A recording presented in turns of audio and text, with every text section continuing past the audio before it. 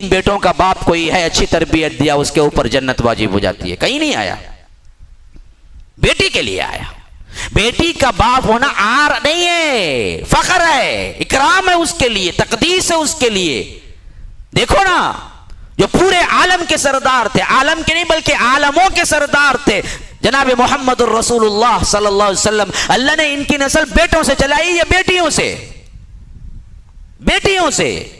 बेटो तो सबके सब क्या बचपन में वफात पा गए। कासिम, अब्दुल्ला, इब्राहिम, तीनों क्या हैं, 1 साल 2 साल 6 साल की उम्र में वफात पा गए।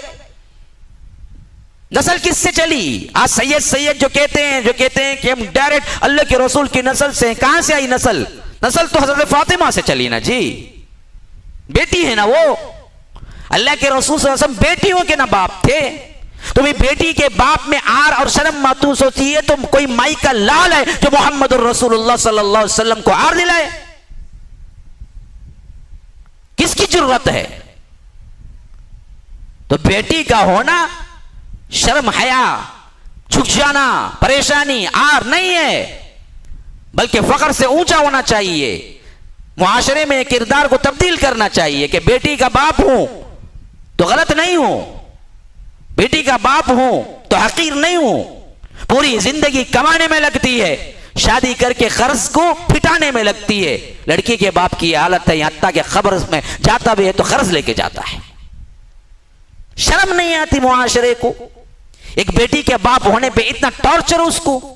ऐसे ऐसे बेटी के बाप को भी मैंने देखा है जो अपनी बेटी की शादी के लिए जुमा में खड़ा होकर चंदा इकट्ठा करता है और बदबख्त लोग उसको चंदा देते हैं। मैं पूछता हूं कि शरीयत इतनी मजबूर करती है तुम्हें कि तुम फकीर बन के जुमा के चंदे के लिए निकल पड़ो अपनी बेटी की शादी करने के लिए? और वो कैसा बेगैरत दामाद है जो चंदे से इकट्ठा हुआ पैसा जहेज में लेता है। उससे बदतर कोई है? उससे बदतर दरिंदा भी नहीं हो सकता। दरिंदा भी भूख लगती है, शेर भी किसी को पंजे में फाड़ता है तो तब भूख लगती है, तब खाता है, बिला वजह किसी को तकलीफ नहीं देता।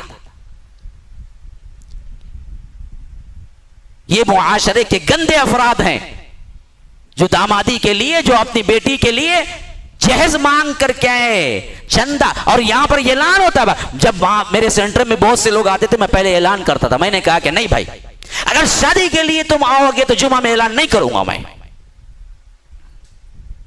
क्या बेटी का बाप इतना हकीर है कि वो चंदा इकट्ठा करके फकीर बन के फिरे? और वो कैसा दामाद है जो एक फकीरी से हासिल किया हुआ पैसा जहेज में ले? हमारे मुआशरे को बेदार करना होगा तो ये काम करना है कि हम जहेज के लिए, शादी के लिए चंदा इकट्ठा नहीं करेंगे।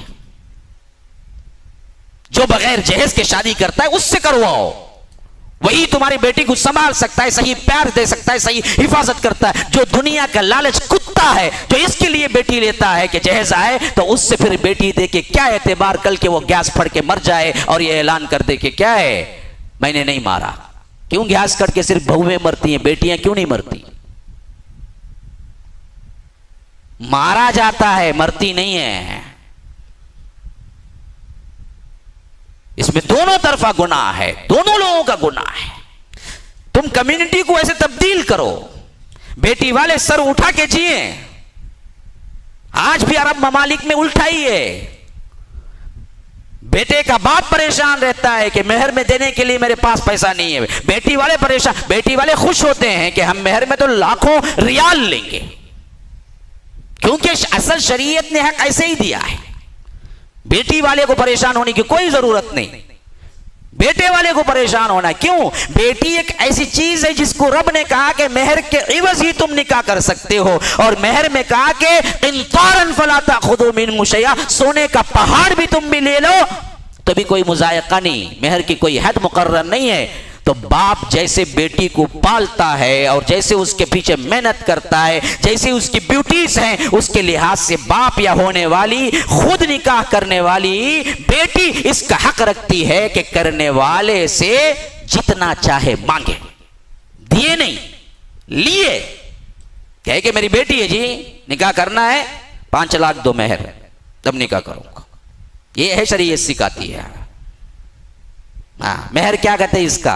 15 कम 600 कहते। क्या कहते? फातिमा का मेहर कहते। तू जाको देख लगा है कि लाखों का बिजनेस, करोड़ों का बिजनेस, मल्टी मिलियनर, लेकिन मेहर में देता क्या अपने बेटे को? नाम लिखवाता, मेरे बेटे की तरफ से मेहर कितना भाई? 15 कम 600। बस ज्यादा दिल खुला कर लिए तो 10,000 रुपए का थे। 10,000 रुपए तो मैं एक होटल में बैठ को खाए तो निकल जाती, एक दावत में उड़ जाती। क्या जी कीमत औरत की फिर 10,000 रुपए? कोई कीमत है? आज के जमाने में 10,000 रुपए कोई कीमत है?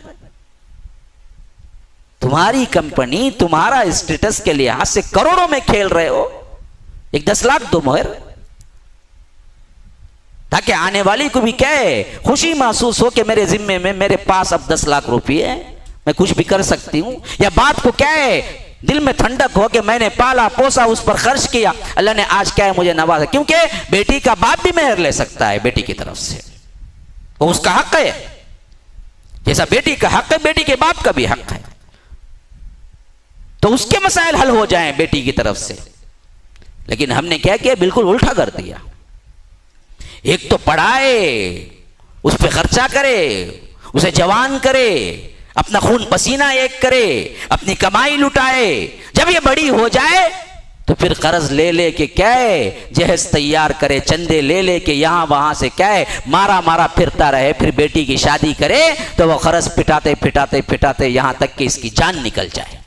और मुआशरा देख के मुस्कुरा रहा है, बड़ा अच्छा हो रहा है, कोई नहीं बोलता, कोई नहीं बोलता। इस हमाम में सब नंगे हैं, किसको शर्म आएगी? कोई नहीं बोलता। जमाती हो, गैर जमाती हो, हम हो, तुम हो, सब करते हैं। मैंने अपनी आंखों से देखा है, बड़े बड़े बातें करने वाले, बड़े बड़े दाढ़ियों वाले, निस्साख वाले भी अपनी बेटी का मामला, अपने बेटे का मामला आया तो यही किया।